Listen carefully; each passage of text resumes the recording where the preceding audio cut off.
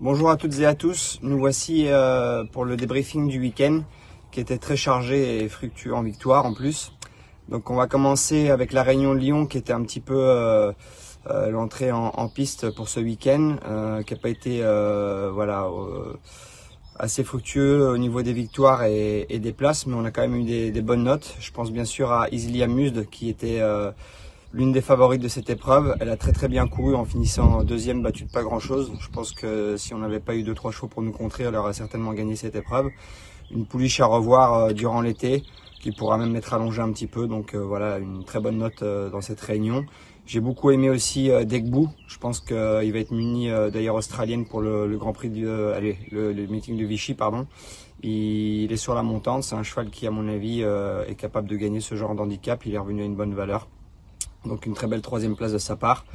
On va passer directement à la réunion de Marseille Vivo qui a été superbe dans l'ensemble, avec Backwell Coffee pour commencer, qui s'est imposé très plaisamment, même si c'était de peu, c'est jamais facile d'aller à chaque fois devant comme il le fait.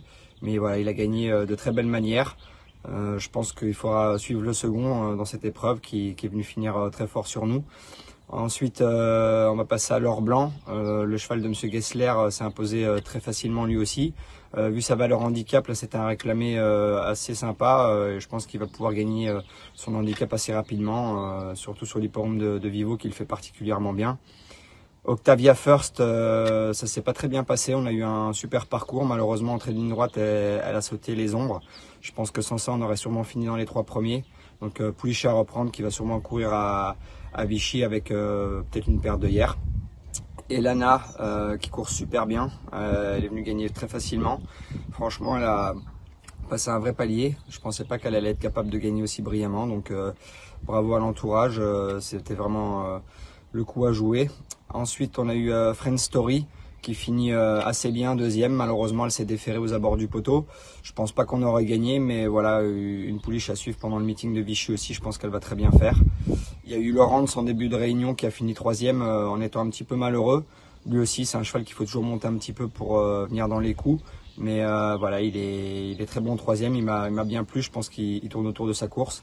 Et on va finir avec la pouliche de Jérôme Régnier, Divine Light, qui s'est imposée vraiment très facilement. Une pouliche qu'il va falloir suivre, je pense, dans les courses supérieures.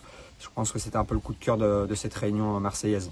On va ensuite passer dimanche à Longchamp, donc hier, avec en entrée de réunion, on a eu Ayazar qui s'est imposé vraiment de brillante manière. On a eu une course pour nous très régulière. Ça lui a bien permis de se poser. C'est un cheval qui aime le terrain souple comme tout le monde le sait. Mais là, hier en piste un peu plus rapide, il a gagné sa première listette brillamment. J'espère qu'il va pouvoir continuer à monter. Comme beaucoup de Zarac, c'est des chevaux qui progressent de course en course. Donc vraiment une bonne note dans cette épreuve. On va passer ensuite sur Born with Wings qui a très bien couru. Encore un peu pris de vitesse. Je pense qu'il sera mieux sur plus long. Et puis muni d'une petite paire d'Australiennes, ça pourrait l'aider à être un peu plus concentré dans l'effort. Mais voilà, il manquait pas grand chose pour finir 2. Le gagnant, comme je vous l'avais dit dans le briefing, était un peu au-dessus du lot. Mais voilà, une très belle troisième place de sa part.